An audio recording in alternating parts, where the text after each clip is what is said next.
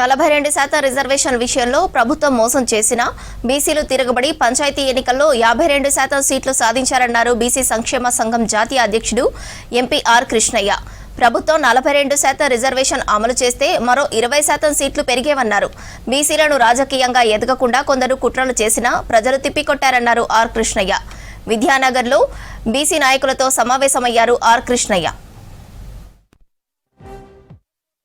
ప్రభుత్వము ఎన్ని కుట్రలు చేసినా బీసీ రిజర్వేషన్ల విషయంలో ఎన్ని రకాల కుట్రలు చేసినా ప్రజలు దాన్ని తిప్పికొట్టారు.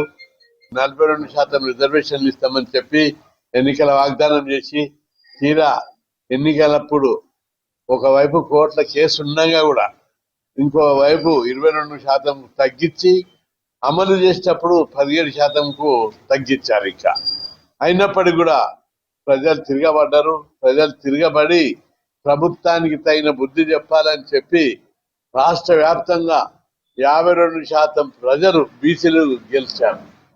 ఇంకా వీళ్ళు కనుక 42% ఇచ్చింటే ఇంకొక 20% పెరిగేది. కానీ బీసీలను రాజకీయంగా ఎదగనీయొద్దనే కుట్రపూరితంగా ఈ విధంగా చేశారు.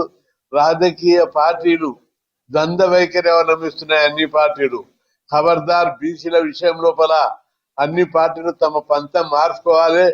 చూశారు మీరు, బీసీలు తిరగబడితే గత 2 నెలల కింద పడ్డ రాష్ట్ర బంధును చూసి బుద్ధి తెచ్చుకోవాలి. అన్ని పార్టీలు పోటీ మద్దతు ఇచ్చాయి. అదే విధంగా ప్రజలు బంద్ ఎప్పుడు జరిగినా అర్బన్ ఏరియాలో జరిగేది.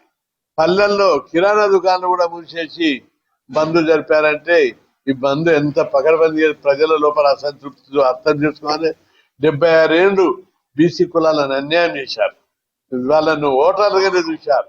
ఈ రోజు ప్రజల లోపల మార్పు వచ్చి చైతన్యం పెరిగి ప్రజలందరూ తిరగబడి సర్పంచులు గెలిపించారు.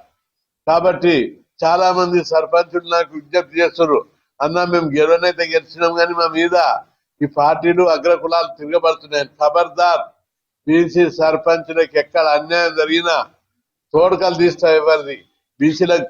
బీసీ సంఘం పూర్తి మద్దతు ఉంటుంది.